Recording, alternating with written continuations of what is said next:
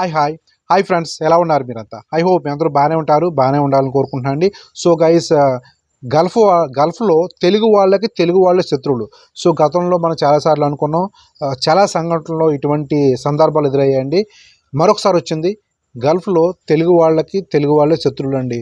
ఉద్యోగాలు లేని వాళ్ళకి ఉద్యోగాలు ఇప్పిస్తాము, విదేశాల్లో ఉద్యోగాలు ఇప్పిస్తామని చెప్పి లక్షల రూపాయలు తీసుకుని వాళ్ళకి ఫేక్ వీసాలు ఇచ్చి మోసం చేయడం.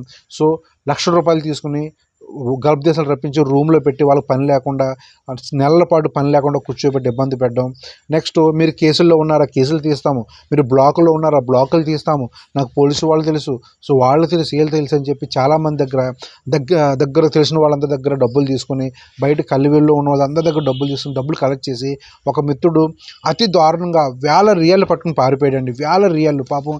ఎంతోమంది ఆడవాళ్ళ దగ్గర కూడా డబ్బులు కట్ చేసి, అంటే అతను ఇండియా నుంచి డబ్బులు తీసుకొచ్చి ఇక్కడ పనిలో పెట్టి వాళ్ళు ఇచ్చిన జీతాన్ని తను తీసుకుని మీకు ఇండియా డబ్బులు అకౌంట్లో వేస్తారని చెప్పి రియల్ తీసుకుని మళ్ళీ అకౌంట్లో డబ్బులు లేదండి. పాపం ఆడతల్లులు కష్టపడిన డబ్బులు కూడా ఇతను దోచుకు పారిపోయాడండి. ఇతని పేరు శేషనాథ్ కుమార్ అనమాట. సో పాపం ఇతను నమ్మిన మిత్రులు ఎవరైతే ఉన్నారో, వాళ్ళు ఈరోజు జైల్లో ఉండే పరిస్థితికి వచ్చింది. కొందరు మిత్రులు అయితే ఇతను సపోర్ట్ చేస్తున్నారు.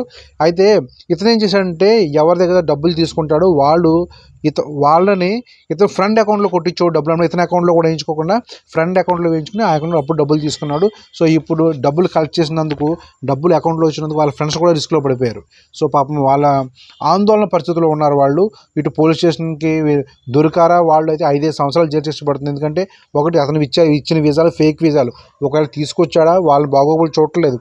ఒక అపార్ట్మెంట్లో అతని కోసం, ఒక అపార్ట్మెంట్గా కొందరు మిత్రులు డబ్బులు కట్టిన వాళ్ళు అతను పట్టుకోవడానికి అపార్ట్మెంట్కి వెళ్ళి చూడండి ఎన్ని పాస్పోర్ట్లు దొరికాయి అపార్ట్మెంట్లో.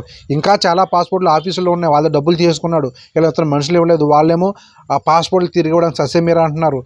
చాలా ఇబ్బందులు పెట్టేశాడండి ఈ శేషనాథ్ అనే మిత్రుడు. ఇలాంటి శేషనాథ్ అనే మిత్రుడు చాలామంది ఉన్నారు. ఈజీ మనీ కోసం తక్కువ టైంలో ఎక్కువ డబ్బులు సంపాదనకి మోసం, అదే జాబులు మోసం అండి, జాబ్ స్కామ్ అనమాట. సో ఆ జాబ్ కోసం చాలామంది ఎదురు చూస్తూ ఉంటారు కదా. ఎంతంటే ఏజెంట్లు ఎంత కోరుకుంటే అంత డబ్బులు ఇచ్చేస్తారు. పాపం వాళ్ళకేం తెలిసి మోసం చేస్తారని చెప్పి.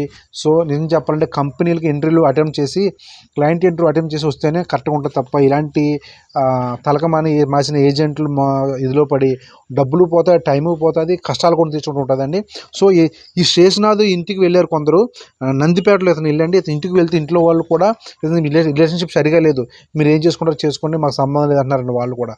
సో డబ్బులు కట్టిన మిత్రులు లక్షల రూపాయలు, $1,000 పట్టుకు పారిపోయాడండి అతను. సో పాపం చాలా ఇబ్బంది పడుతున్నారు.